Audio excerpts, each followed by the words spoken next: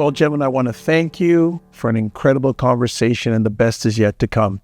Now, we wouldn't be here if it wasn't for this lady, Yanique Brandford, the driving force behind Help a Girl Out. Yanique?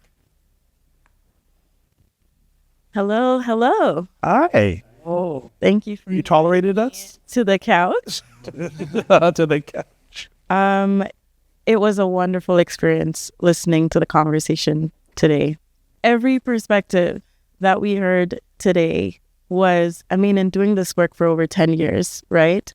I heard what I know to be true come out of each of you, what people have told me in backroom conversations, but never before never have I seen a group of men come together and actually discuss this openly. So I know at the start of everything, I wanted it to be unscripted, so I didn't really tell you guys like anything deep because I wanted to hear where your perspective was at. But I would be amiss if I didn't tell you actually a little bit more detail on what menstruation is, right? So the menstrual cycle is actually a 28-day cycle. So most of the month, or basically all the time, we're on our menstrual cycle. It's always happening, but based on the different phases, we have like different moods, different hormone levels, and so on. And that's the reason why you feel like you get a different person each time. Everybody is different, so some people manage it better. Some of them are more obvious. So as Abbas was saying, like for everyone, it's like a lot of different emotions. It's very different from person to person, but like you have some things that are very common. Your period is actually just a phase out of that cycle. So our hormones are always fluctuating. And you guys are on your own cycle as well, but I think for men it's like a 24-hour cycle. Okay. It's a very, very different. Ours is 28 days. Yes, okay. Yours is a little different. So this is actually like an anatomy model of a uterus. And so basically it has different parts. So this part right here is called the ovary. This is where the eggs are stored. And so we're born with all our eggs.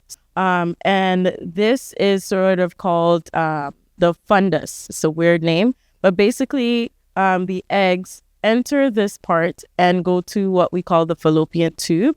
And it goes down the tube and into the womb. So the womb is this entire thing. It's also called, the whole thing is called the uterus. The inside is called the womb.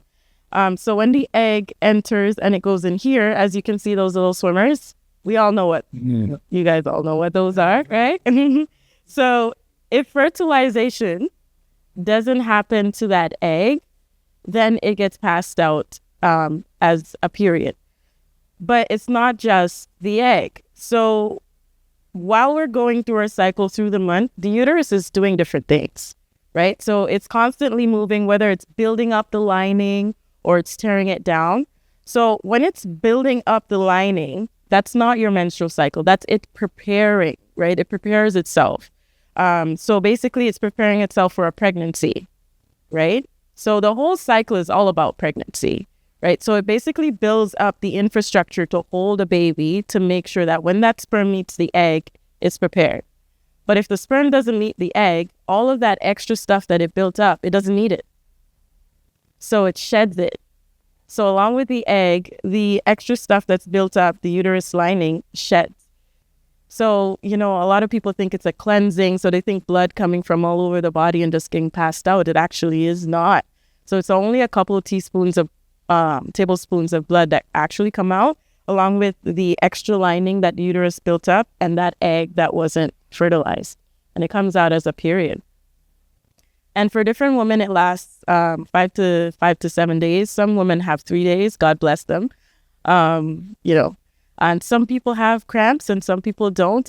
In managing your cycle, what we do at Help a Girl Out, we educate women, mostly women, because as you guys touched on before, because of the stigma attached to it and the lack of research, we actually don't know a lot. Most of us don't know a lot about what's going on. On your own body. Our own bodies. We don't know. Not educated, bro. Exactly. So if you think that you guys didn't get an education, a lot of us don't even know about our own selves. And so the conversation becomes even more important when you think about it. How can you have this body and you don't really know what's going on with it?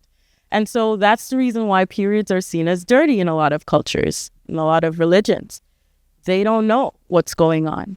And so it's a large portion of what Help a Girl Out does is focus on educating women and girls to know what's going on. But in doing that, we can't leave out the men because you guys are who we're hiding it from. We can't hide it from each other. We all go through it, right? So we're hiding it from you guys. So there's two sides of it. Education just needs to be everyone. Everyone needs to be educated.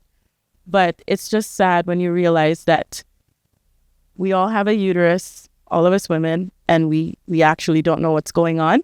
And then when you go to the doctor, they also don't know what's going on because there's not a lot of medical research on the female reproductive system.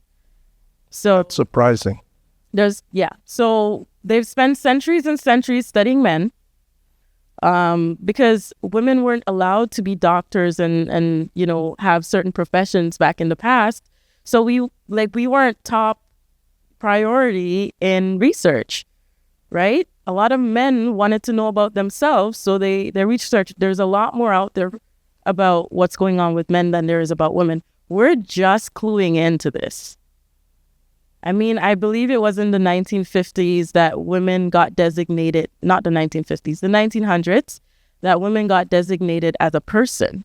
So before we weren't even considered a person. So here we are now, 2024, we're sort of coming to the table with this conversation. People's eyes are being opened and there's more research coming down the line. There's more conversations like this one today. We're starting it off. So you guys are all change makers. And so... Thank you.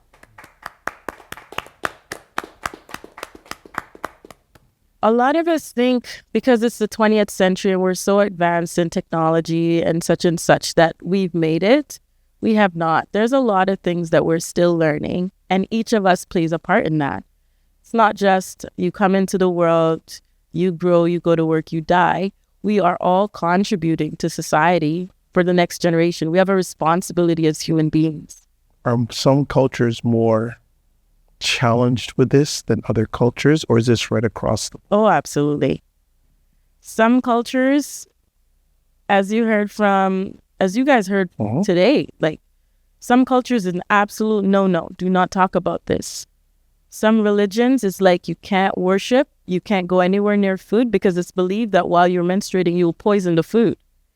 Wow. It's believed that flowers will wilt in your presence. Wow. It's believed that just your presence as a menstruating person is disrespectful to the family. You have cultures where for the duration of your period, you have to stay in a mud hut that's very, very small, this small square space, and you stay there for the duration of your period. And people have died in those huts, right? A lot of these countries that have these customs are, hot countries, and you're sort of shunned to stay there. You have girls in different African villages where they sort of get a mud or a sand heap and they sit on it, and that's their menstrual product. Oh, wow. You have people that are using cow dung and they're waiting until it dries, cow poop. They're waiting until it dries and they're putting it in a little baggie and they're using that as a menstrual pad, right? So these things are happening around the world. When I say girls are suffering, I'm not kidding. It's different for us in Canada because we're privileged. Well, we might not have, a girl might not have money to buy menstrual products this month, but at least they know what it looks like. You have some cultures where they don't know at all. Wow. Thank you for all you have, are, and will be doing for this. Appreciate you. The worldwide common denominator here is nobody's talking about it. Everyone thinks it's dirty. Yes, different cultures have different ways of thinking it's dirty and it's taboo. But the fact is, commonly around the globe, they all think it's something that should be silenced and hidden. And we have no idea why. Because it's natural, it's normal, and it's actually not dirty. And it's the reason why we all... Here, I think that message right at the beginning was set the tone. Set the tone. Thank you. Thank you, guys. Thank you.